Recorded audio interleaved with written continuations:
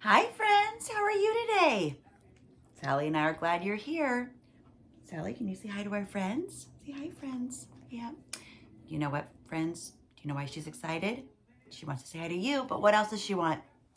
You're right, she wants her snack, her treat. All right, Sally, you want that treat? You have that treat, okay? I'm gonna get ready to read our story to our friends. All right, friends, I have a funny book today, and I bet maybe you might have wondered this sometime about me or Teacher Mac or Teacher Helena, or maybe if you don't have us as a teacher, another teacher. This is called My Teacher Sleeps in School.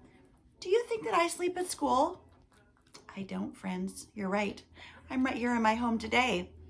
But I know lots of times kids wonder if we might sleep at school. So let's find out about this teacher, okay?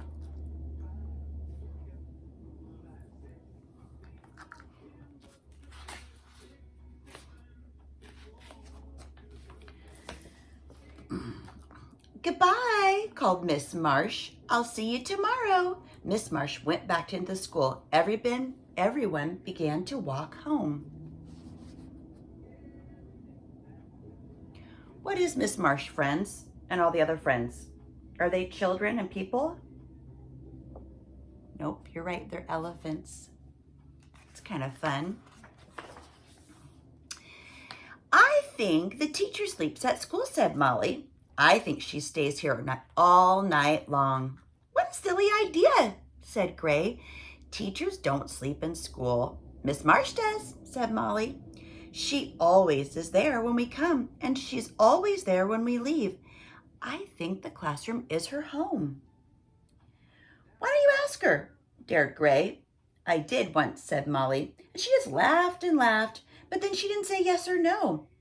Where would she sleep? Asked Gray. Where would she eat? Let's look around the room for clues tomorrow, said Molly.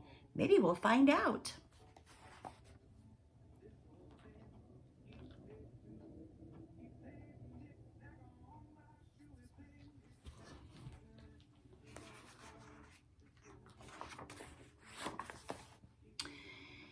The next day, Gray could hardly do his work. He kept watching Miss Marsh and wondering, what if she really sleeps here? He said to Molly. What if she really lives here? Pretty soon, Lisa and Jason were wondering too. Where does she keep her clothes? Asked Jason. In the closet, of course, said Lisa, behind the paste and the paper. At playtime, when Mrs. Marsh wasn't looking, they opened the door. Look, whispered Gray. A towel and soap and a mirror, squeaked Gray. I'll bet she gets dressed in the closet, said Molly. And undressed too, giggled Lisa.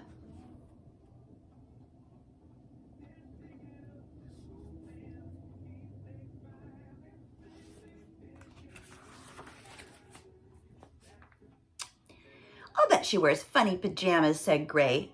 And glops cream all over her face, said Jason. They pictured Mrs. Marsh in her pajamas and couldn't stop laughing.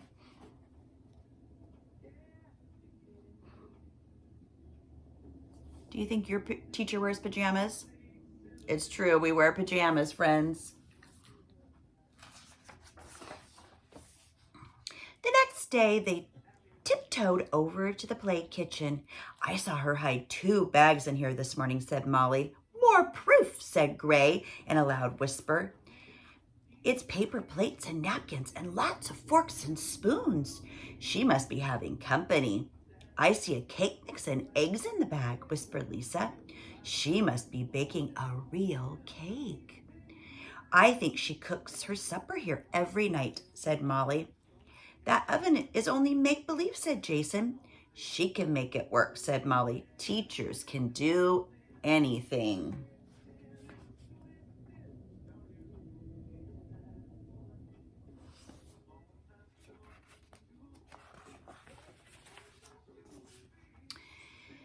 Then they thought about where Miss Marsh ate her supper, did her laundry, brushed her teeth before she went to bed.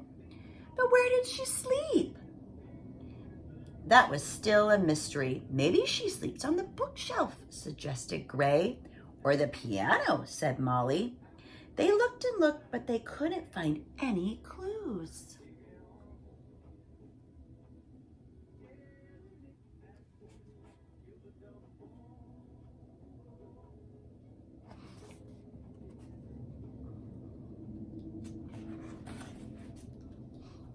After lunch, everyone was getting ready for their art project. When Mrs. Marsh was in the closet getting paper, Gary snooped around behind her desk. "There's something under here," he whispered. "Come and see." "A pair of slippers," said Molly, "and a pillow." "She must sleep under her desk. We never thought of that." "I told you so," said Gary. "She really does sleep in school." "Poor Miss Marsh," Lisa sighed. "I bet it's lonely here at night." "And creepy," said Jason.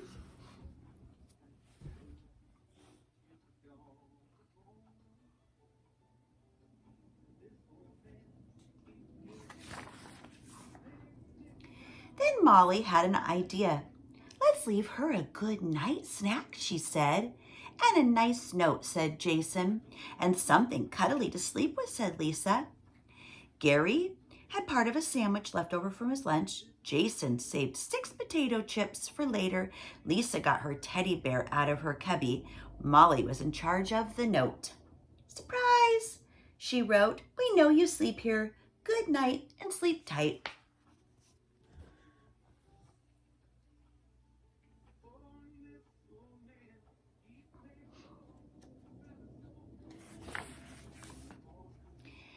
Gary promised to keep everything a secret. But soon the whole class knew. Everyone started giggling and whispering. Miss Marsh looked puzzled. "What's going on in here today?" she asked. But nobody answered. By 3 o'clock, Molly had wrapped up the goodnight package. Then Gary sneaked it under Miss Marsh's desk.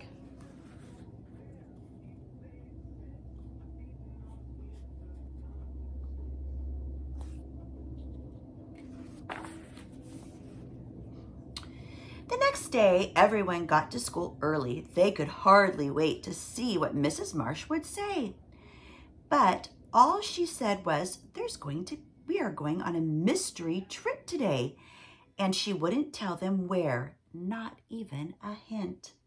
Everyone got on the school bus and rode and rode. And at last they were at a white house with a blue door.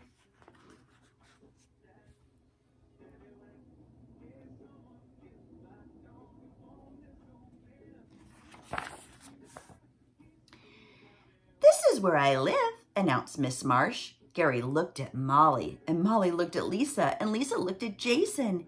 Then they followed Miss Marsh inside. Miss Marsh showed them where she cooked her supper, where she did her laundry, and where she brushed her teeth before she went to bed.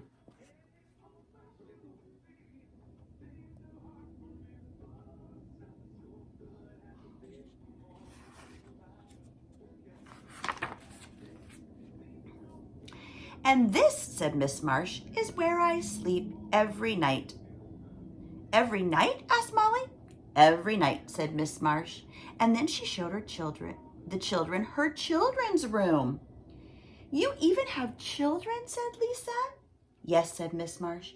"And they're in school all day, just like you. When my husband and I get home from work, we're all together." "Just like us," said Molly. "Now follow me," said Miss Marsh. "I've saved the best part for last."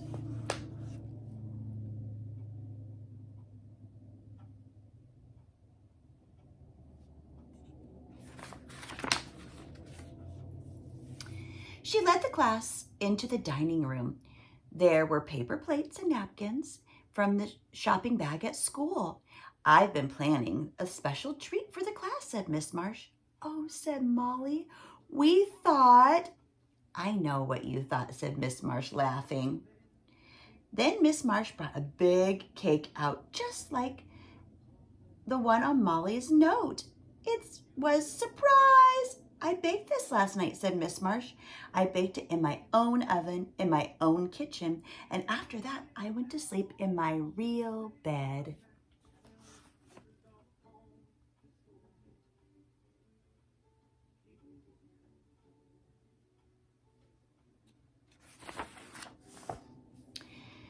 Gary gave Molly a poke. "I knew it all the time," he bragged.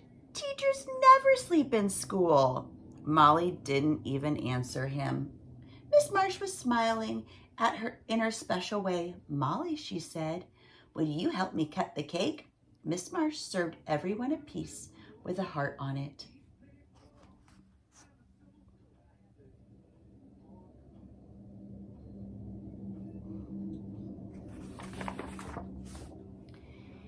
And she saved the biggest heart for Molly.